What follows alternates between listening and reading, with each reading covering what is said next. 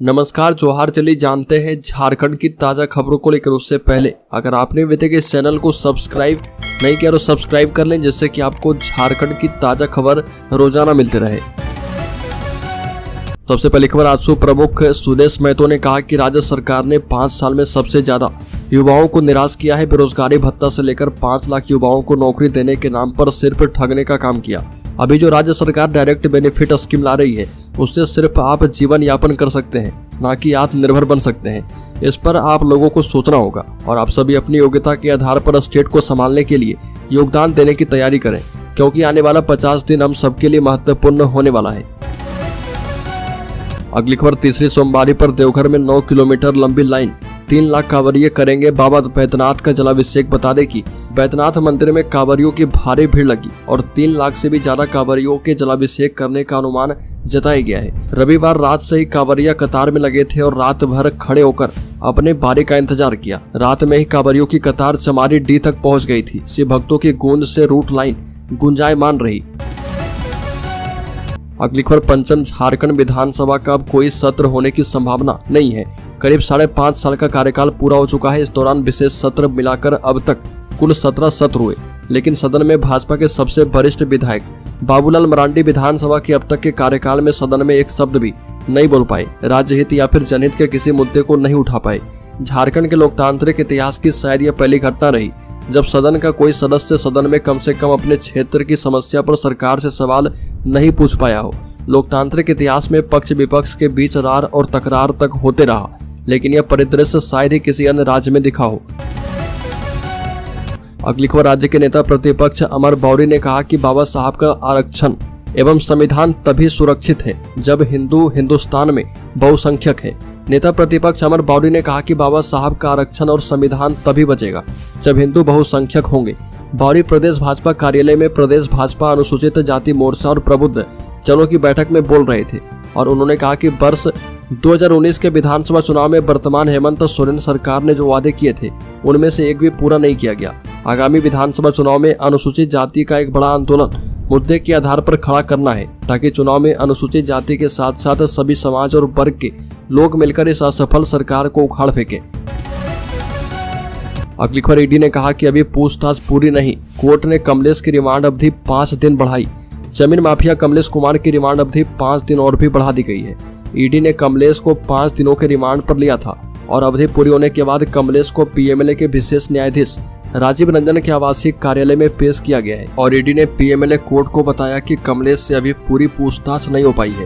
कांके अंचल की कई जमीनों के दस्तावेज में हुए फर्जीवाड़ा मामले में गवाहों और संदिग्धों को समन किया गया है, जिनसे पूछताछ होनी है, इसलिए कमलेश की रिमांड अवधि और भी बढ़ाई जाए। दोनों पक्षों की बहस सुनने के बाद कोर्ट ने रिमांड अवधि और भी 5 दिन बढ़ा दी है। अगली खबर, भाकपा 20 से 25 सीटों पर लड़ेगी विधानसभा का चुनाव। भाकपा राज्य की 20 से 25 विधानसभा सीटों पर चुनाव लड़ेगी और पार्टी के प्रदेश कार्यालय में 2 दिन चली राज्य परिषद की बैठक में यह निर्णय किया गया।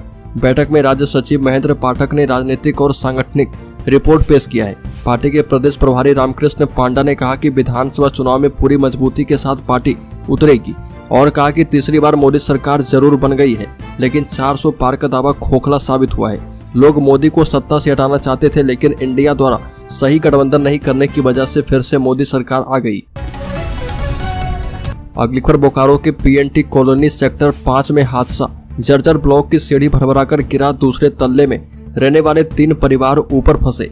पीएनटी कॉलोनी सेक्टर 5 में जर्जर ब्लॉक की सीढ़ी अचानक भरभराकर गिर पड़ी और इसके बाद दूसरे तल्ले में रहने वाले 3 परिवार के लोग ऊपर फंस गए। हालांकि यूनियन के नेताओं ने पोस्ट विभाग के रांची और धनबाद के अधिकारी को इसकी सूचना दे दी है, लेकिन फिलहाल परिवार के लोगों को उतारने के लिए कोई ठोस व्यवस्था नहीं की जा पाई है। सीढ़ी के सहारे घर के पुरुष नीचे जरूर उतरे, लेकिन घर के बच्चे और महिलाएं ऊपर फंसी हुई है। पीएनटी कॉलोनी में जितने भी ब्लॉक हैं, वह पूरी तरह से जर्जर हो चुके हैं। अगली खबर, पूर्वी सिंहभूम में भारी बारिश के बाद 2 नदियों का जलस्तर बढ़ा। प्रशासन ने जारी किया अलर्ट। बता दें कि झारखंड में पूर्वी सिंहभूम जिला प्रशासन ने भारी बारिश के बाद नदियों के बढ़ते जलस्तर के मद्देनजर निचले इलाके में रहने वाले लोगों के लिए अलर्ट जारी किया है। अधिकारियों ने जानकारी दी। बता दें कि अधिकारी ने बताया कि राज्य में लगातार बारिश के कारण पिछले कुछ दिनों से खरकई और स्वर्ण रेखा नदियों का जलस्तर बढ़ चुका है। एक आधिकारिक विज्ञप्ति में कहा गया कि सुबह 9 बजे स्वर्ण रेखा में जलस्तर 168 मीटर बढ़ चुका है। अगली खबर, झारखंड लोक सेवा आयोग ने वन रेंज अधिकारी के रिक्त पदों पर योग्य उम्मीदवारों की भर्ती के लिए अधिसूचना जारी की है। योग्य और इच्छुक उम्मीदवारों के लिए ऑनलाइन आवेदन 29 जुलाई से शुरू हो चुके हैं और इसके लिए आप 10 अगस्त 2024 तक आधिकारिक वेबसाइट पर अप्लाई कर सकते हैं। वन रेंज अधिकारी पद के लिए आवेदन करने की आयु सीमा 1 अगस्त 2024 तक 21 से 35 वर्ष है और इसके अतिरिक्त आरक्षित श्रेणियों के लिए आयु में छूट उपलब्ध है। उम्मीदवारों के पास कृषि, वानिकी, वनस्पति विज्ञान और पर्यावरण विज्ञान जैसे विषयों में स्नातक की डिग्री या किसी मान्यता प्राप्त विश्वविद्यालय से सिविल, मैकेनिकल या केमिकल में इंजीनियरिंग की डिग्री होनी चाहिए। अगली खबर, बाढ़ में फंसे लोगों का रेस्क्यू ऑपरेशन जारी। डीसी और एसपी मौके पर रहे मौजूद। गढ़वा में लगातार हो रही बारिश के कारण सोन नदी में बाढ़ का प्रकोप दिखाई दिया और इस बाढ़ में गढ़वा जिले के केतार थाना क्षेत्र के लोहरगाड़ा गांव के 12 लोग और बिहार के रोहतास जिले के चुटिया थाना क्षेत्र के 18 लोगों सहित 100 पशु फंस गए और मिली जानकारी के मुताबिक लोग यहां टीला पर अपने अपने पशुओं को चराने के लिए गए हुए थे, जबकि कुछ ग्रामीणों ने वहां झोपड़ी एवं पक्का का घर बनाकर खेती भी कर लिया है। ग्रामीणों को इसकी जानकारी तब लगी जब टीला पर फंसे लोग अपने चारों तरफ बाढ़ के पानी को देखा। अगली खबर, झारखंड में चाय की दुकान पर बेची जा रही थी विदेशी शराब और बियर। छापेमारी के बाद एक्शन। बता दें कि दुमका के बासुकीनाथ बस स्टैंड के समीप निरीक्षण के दौरान चाय दुकान में एसडीओ एवं उत्पाद विभाग की टीम ने छापेमारी कर भारी मात्रा में अवैध शराब जब्त किया है और इस दौरान एक आरोपी को गिरफ्तार किया गया है। बताया जाता है कि शराब के इस अवैध कारोबार पर लगाम लगाने के लिए देर रात करीब 11 बजे एसडीओ कौशल कुमार के नेतृत्व में उत्पाद विभाग की टीम ने बासुकीनाथ बस स्टैंड में छापा मारकर एक चाय दुकान से भारी मात्रा में विदेशी शराब जब्त किया है। अगली खबर, झारखंड में वित्तरहित शिक्षा नीति की जाएगी खत्म। 8000 शिक्षकों और कर्मी को मिलेगी राज्य कर्मी का दर्जा। झारखंड में वित्तरहित शिक्षा नीति समाप्त होगी। साथ ही 525 वित्तरहित संस्थानों के करीब 8000 शिक्षकों और कर्मियों को सरकारी कर्मचारी का दर्जा दिया जाएगा और इन कर्मियों को अनुदान की जगह वेतनमान दिया जाएगा। राज्य सरकार ने इसकी तैयारी शुरू कर दी है। मुख्यमंत्री हेमंत सोरेन के निर्देश के बाद स्कूली शिक्षा एवं साक्षरता विभाग ने कार्मिक विभाग को वित्तरहित शिक्षा नीति समाप्त करके नियमावली बनाने और सभी वित्तरहित कर्मचारी की सेवा सरकारी संवर्ग में करते हुए वेतनमान देने को लेकर पत्र लिखा है। अगली खबर, झारखंड में 9 कंपनियां करेगी 11,672 करोड़ का निवेश। 7230 लोगों को मिलेगा रोजगार। झारखंड के लिए बड़ी खुशखबरी है। राज्य में 9 कंपनियां 11,672 करोड़ रुपए का निवेश करने वाली है और इनके निवेश प्रस्ताव को सिंगल विंडो क्लियरेंस कमेटी ने मंजूरी दे दी है। जल्दी मुख्यमंत्री के समक्ष इन कंपनी के साथ निवेश प्रस्ताव पर समझौता किया जाएगा और इन कंपनियों में कुल 7230 लोगों को रोजगार मिलेगा। इसमें 2 कंपनियां मेगा कंपनियां हैं जिनके साथ एमओयू किया जाएगा। 7 कंपनियों का निवेश 1000 करोड़ रुपए से कम है। इन्हें लेटर ऑफ इंटेंट दिया जाएगा। अगली खबर, झारखंड के इस जिले में 250 मकानों को नोटिस। एनजीटी के निर्देश पर एक्शन। जमशेदपुर के दलमा इको सेंसिटिव जोन के अंतर्गत आने वाले मकानों प्रतिष्ठानों को झारखंड सरकार के वन, पर्यावरण एवं जलवायु परिवर्तन विभाग ने नोटिस भेजा है। यह नोटिस करीब 250 से अधिक मकानों एवं प्रतिष्ठानों को भेजा गया है जिन्हें अलग अलग तिथि पर अपना पक्ष रखने को कहा गया है। जमशेदपुर वन प्रमंडल सह उप वन संरक्षक सह क्षेत्र निदेशक सबा आलम अंसारी ने बताया कि दलमा इको सेंसिटिव जोन में 250 से अधिक मकानों एवं प्रतिष्ठानों को नोटिस जारी किया गया है और पर्यावरण अधिनियम के अंतर्गत नोटिस की सुनवाई अगस्त के अगले सप्ताह में शुरू होगी। अगली खबर, जयराम महतो की सभा को लेकर हुई तैयारी। बता दें कि झारखंड क्रांतिकारी मोर्चा संगठन का 9 अगस्त को होने वाले ईचागढ़ विधानसभा स्तरीय बदलाव संकल्प महासभा की तैयारी को लेकर चौका में बैठक हुई। विश्व आदिवासी दिवस के अवसर पर महासभा का आयोजन चांडिल प्रखंड के चवालीवासा बड़ा माटड़ स्थित फुटबॉल मैदान में किया गया और महासभा में मुख्य अतिथि के रूप में सभी शामिल हुए। बैठक में विश्व आदिवासी दिवस के अवसर पर ईचागढ़ विधानसभा स्तरीय महासभा को सुचारू रूप से संपन्न करने के लिए विभिन्न संचालन समिति का गठन किया गया है। अगली खबर, पड़ोसी राज्य बिहार के बाद अब झारखंड में ढह रहे पुल गुणवत्ता पर उठे सवाल। एक्शन में आए मंत्री बता दें कि बिहार में हाल के दिनों में लगातार ढह रहे पुलियों ने सबका ध्यान खींचा था। अब यह सिलसिला थमा तो झारखंड में भारी बारिश में नदियों पर बने पुल जवाब देने लगे हैं और राज्य में 2 पुल पानी का प्रेशर नहीं झेल पाए। कुछ वर्ष पहले ही बने इन पुलों को ढहने से उनके निर्माण की गुणवत्ता पर सवाल उठना स्वाभाविक है। पुल ढहने के बाद उसके टेंडर प्रक्रिया से लेकर कार्य आवंटन तक के दस्तावेज खंगाले जा रहे।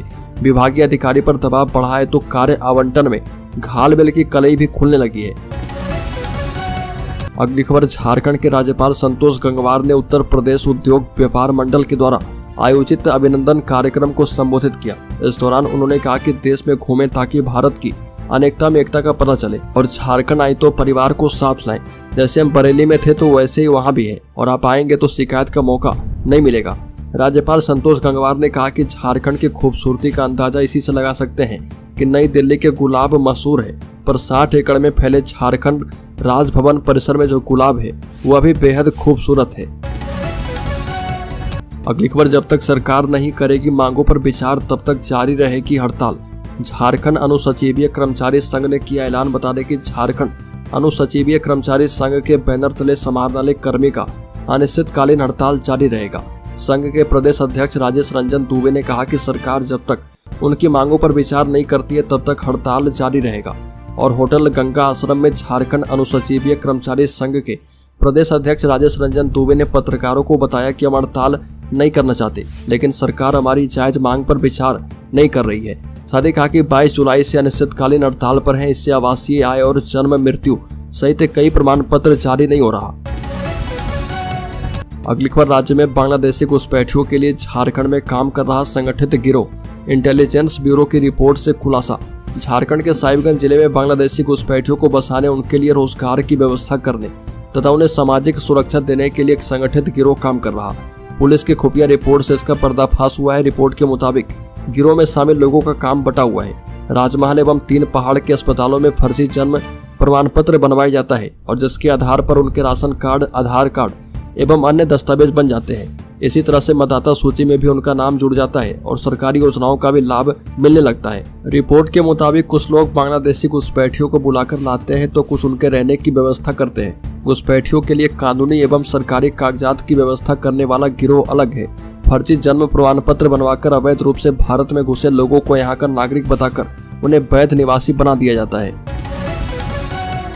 अगली खबर, झारखंड के शेयर होल्डर्स इन्वेस्टर्स के लिए बड़ी खबर। अमेरिका में मंदी की आशंका के चलते हफ्ते के पहले कारोबारी दिन 5 अगस्त को सेंसेक्स में करीब 2600 अंकों की गिरावट दर्ज की गई है और ये 78,400 के करीब आ गया है।